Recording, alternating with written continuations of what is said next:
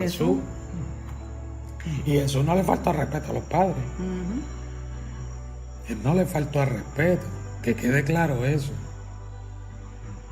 Porque él lo que simplemente le hizo dos preguntas. ¿Por qué me buscabais? Si él sabía dónde estaba. Estaba en el templo. Y le vuelve y le hace otra pregunta. ¿No sabíais que en los asuntos de mi padre me es necesario estar? En los asuntos de mi Padre Celestial tengo que estar. Ya desde pequeño ya le estaba haciendo la voluntad del Padre. Entonces, el secreto de su fuerza espiritual se encontraba en hacer la voluntad de Dios. Como nos dice Juan capítulo 4, versículo 34. Jesús le dijo: mi comida es que yo haga la voluntad del que me envió y acabe su obra. O sea, la comida, según dice Jesús aquí, la comida es hacer la voluntad del Padre.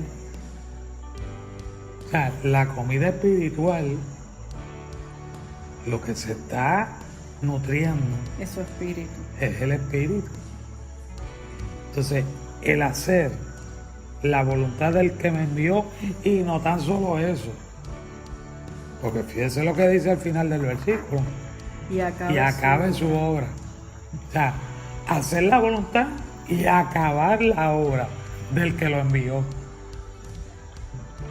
Es como cuando usted trabaja, que usted le dan una tarea y le dan unos requisitos para hacer esa tarea.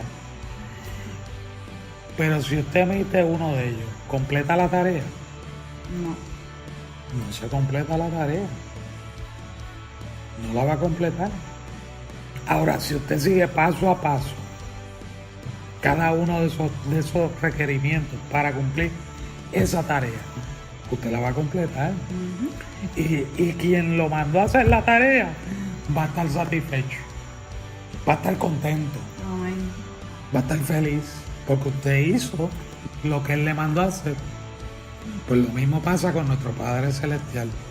Cuando nosotros hacemos la voluntad del Padre y no la nuestra, y seguimos las directrices de su palabra, sin mermar, sin fallar, usted puede estar seguro que usted va a completar la obra que Dios le mandó a hacer. Y la va a completar no para agradar al hombre, porque la misma palabra nos dice que hagamos las cosas para quién, Como para el Señor y no para los hombres, no, para no agradar al hombre. Hay que agradar a Dios. Por tanto, si yo agrado a Dios, yo estoy haciendo la voluntad de Él. Yo estoy cumpliendo con el mandato de Él. Y no estoy haciéndolo ni en mi propia prudencia, ni por agradar a los hombres. Lo hago por la voluntad de Él, por la voluntad del Padre, para agradarlo a Él. Entonces, Jesús habló y actuó según la voluntad del Padre y nunca por su propia voluntad. Como dice Juan capítulo 7, versículo 16, que lo que tengo anotado, pastora, es el segmento clave de ese versículo. Okay. Dice así: mi doctrina no es mía, sino del que me envió. Amén. Dice, O sea, que Jesús no estaba haciendo nada que no fuera lo que el Padre le había enviado a hacer. amén, amén. ¿Qué dice Juan 14, 24? Y vuelvo y le repito, saqué dentro del versículo lo más importante del versículo. Juan 14, 24 dice: y la palabra que escuchas no es mía, sino del Padre que me envió. O sea que la palabra que hablaba Jesús, él mismo dice que no era de él. Y Jesús era el Hijo de Dios. Era el Dios hecho hombre. Pero su humildad, su misma humildad, llevó a hacer la voluntad del Padre. Lo llevó a eso, porque Él lo dijo. Y la palabra que escuchas no es mía, sino del Padre que me envió. Ya que hasta la palabra que Jesús decía no provenía de él, provenía del Padre. Amén, amén. ¿Qué nos dice Juan capítulo 8, 28? La porción que es importante de ese versículo. Y que nada hago de mí mismo, sino que estas cosas hablo así como mi Padre me enseñó. O sea, Jesús no hablaba porque le daba la gana. Jesús no hablaba por hablar. Ni hacía lo que él quería. Ni hacía lo que él quería. Jesús hablaba y hacía la voluntad de su Padre.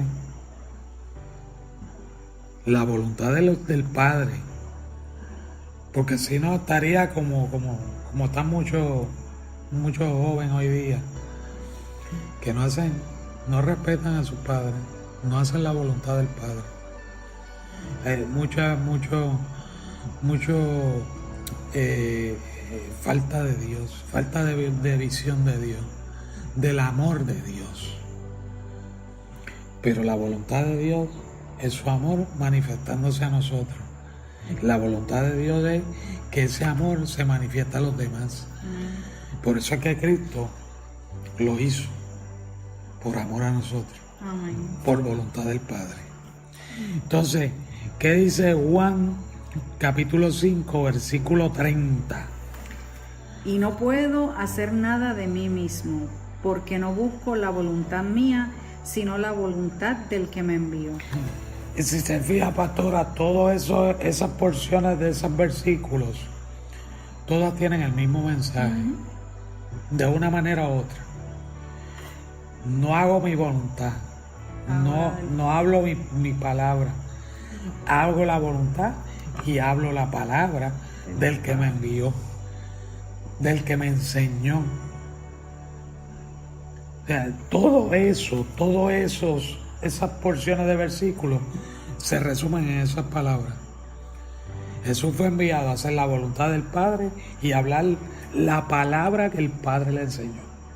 Y ese último versículo dice, y no puedo hacer nada de mí mismo.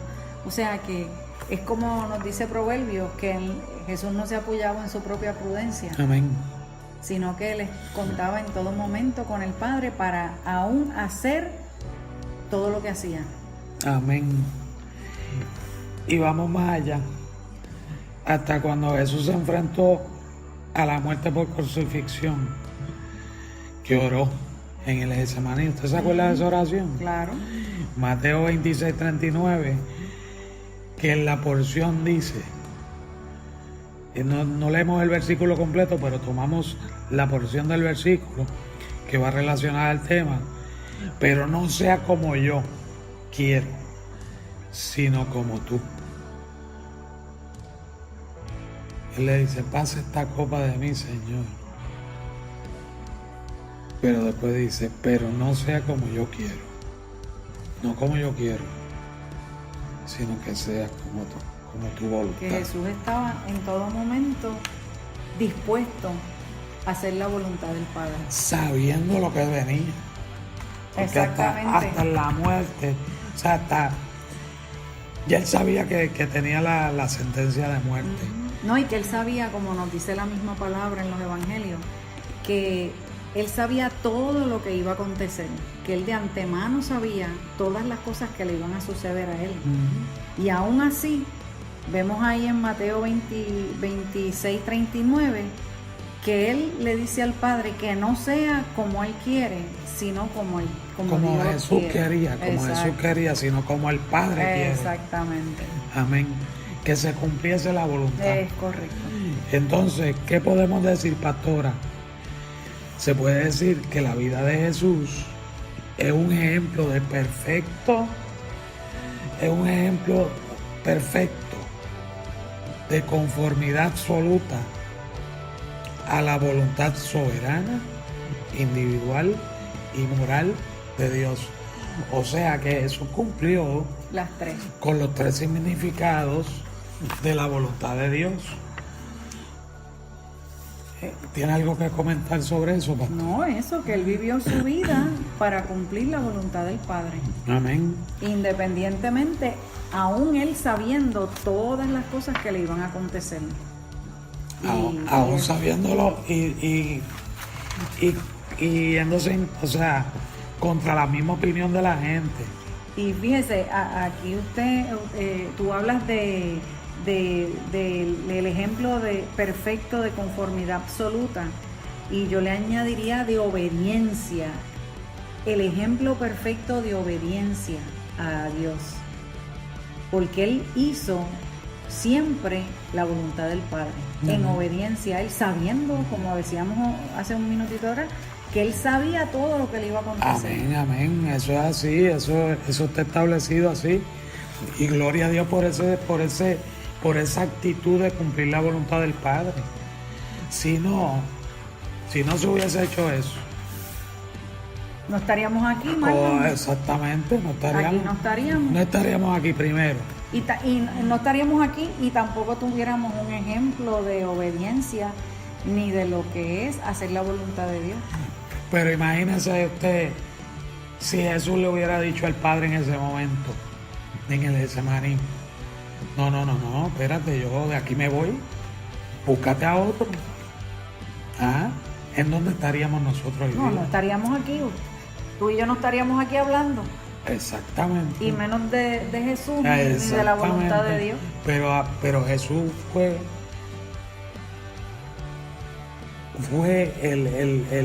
ese ejemplo de lo que es la obediencia, el sometimiento a la voluntad del Padre.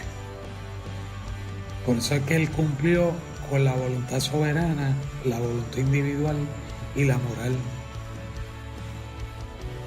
Porque él era Dios hecho hombre y estableció nuevo pacto con el hombre. Él trabajó en lo individual porque trabajó tanto conmigo como con usted, como con los que nos escuchan individualmente. Y él